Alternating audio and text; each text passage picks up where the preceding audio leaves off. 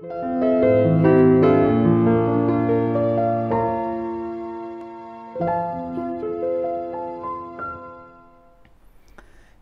жана ырайымдуу жараткандын аты менен баштап, сүйүктүү пайгамбар саллаллаху алейхи вассаламга дугай саламдар болсун. Ассаламу алейкум, урматтуу мекендештер, достор, бир туугандар. Жалпыңыздарды ыйык Курман айт майрамы менен чын жүрөктөн куттайм. Аллахым ушул ыйык күндөргө карата кылынган ибадаттарды, дуаларды, жалпы Аллахка жалбарып суранган ой тилек максаттардын баарын кабыл кылып, тилектериңиздерге жеткирген болсун. Кимде ким курмандык чалган болсо, чалган курмандыгыңыздарды кабыл кылып, Аллахым соопторун эселеп жазган болсун деп тилек кылабыз жараткан Алладан. Бүгүн да мына курмандыктын экинчи күнү ушул Египет чөлкөмүндөгү өзүм көргөн анча-мынча ушул жалпы эле ушул Египетте болуп жаткан нерселер тууралуу улам сиздер менен бөлүшүп тургум келип атат. Каналдын максаты да мына ушул максатта ачылган. Аты айтып тургандай адам бол. Биздин адамдык асыл баалуулуктарыбызды калыптандыра турган кандай гана бир баалуу нерселер болбосун, ошолордун баарын сиздер менен тең бөлүшкөнгө аракет кылабыз. Мен байкагандан бул жактагы ушу курмандык туурасында айтып берейин, курмандык чалуу туурасында. Калгандагы убакыт кеңири аябай, башка дагы көп нерселер тууралуу, кызыктуу маалыматтар тууралуу айтып берем иншалла. Курмандык туурасында 2-3 жыл болуп калды окшойт. Мен бул жакта ошо курмандык аралашып, барып булардын курмандык чалгандарын көрүп, кандай мал союшат булар, курмандыкка кантип чалышат, булардын баягы эрежелери кандай, мына ошолго аралашканыма бир 2-3 жыл болуп калды.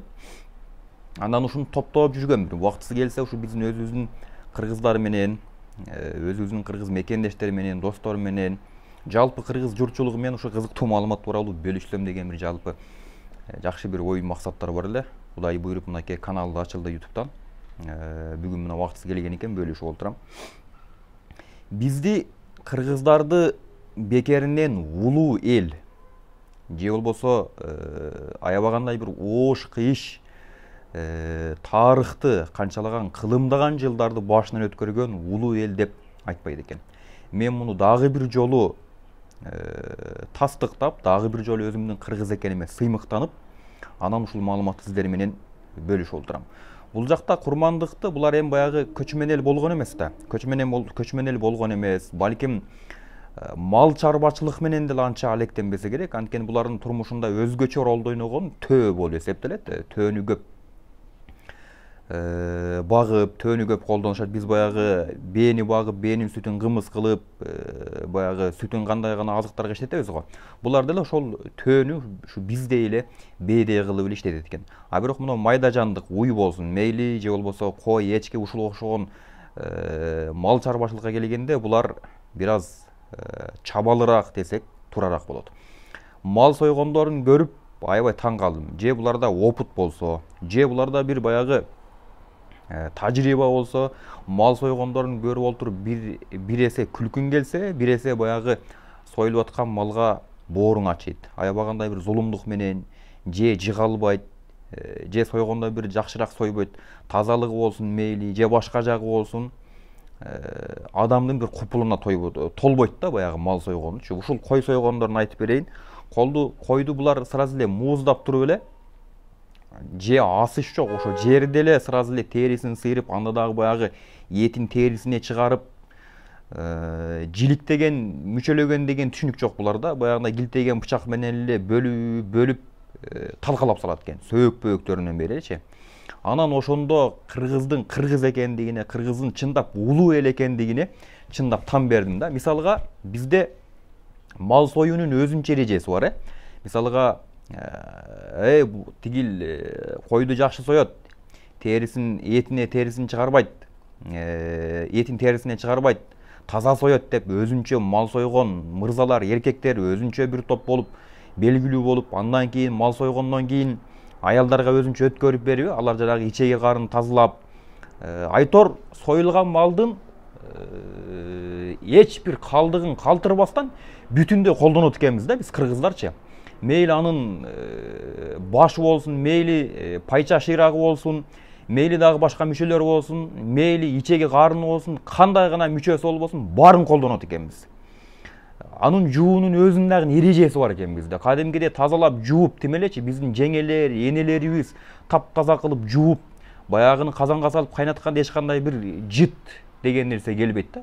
Тескерисинче тамшанып, мейли жөргөмү болсун, мейли быжысы болсун, мейли дагы башка тамактар болсун, айтор малдын денесинде кандай гана мүчө болбосун, баарын колдонот экенбиз. Мына ушуну көрүп олтуруп, бул жактагы мал сойгон же болбосо бул жактагы мал союш не деп коеюн, мал союш методуна биздин кыргыздардын мал сойгон тажрыйбасын салыштырып отуруп, кадимгидей сүйүнүп, кадимгидей сыймыктанып кеттим да кыргыз экенимечи. Бул нерселер каяктан келди десе, бул нерселер биздин эчең кылымдан бери көчмөн турмушту баштан өткөрүп, улам тажрыйбадан өтүп олтуруп, ар бир нерсени көрүп олтуруп, анан ушул нерселерге жетиптирбиз да биз. Бекеринен бизди улуу эл деп айтпайт экен. Мен бул байкаган бир эле чети. Дагы көптөгөн биздин кыргыздын баалуулуктары бар. Убактысы келсе ал жөнүндө да сөз кылабыз. Элешектин өзүнчө баалуулугу, калпактын өзүнчө баалуулугу. Айтор биз ушул көчмөн турмушта көптөгөн тажрыйбаны баштан өткөрүп, көп нерселерге жетишкен экенбиз да. Мен бул нерселерди баягы практика жүзүндө эмес, жөн эле баягы китептерден окуп, маалымат катары окуп эле жүргөм. Бирок кечегинде өзгөчө ушул 2-3 жылдан бери бул жактагы курмандык чалуу, айтор мал союп эле этикасы өзүнчө бир чоңдогон бир мээнет менен айбагандай бир чоң бир талант экендигин, чоң бир кесип экендигин мен ушунда көрүп алып аябай таң калдым. Жогоруда айткандай кыргыз экениме дагы бир жолу сыймыктанып отурам да.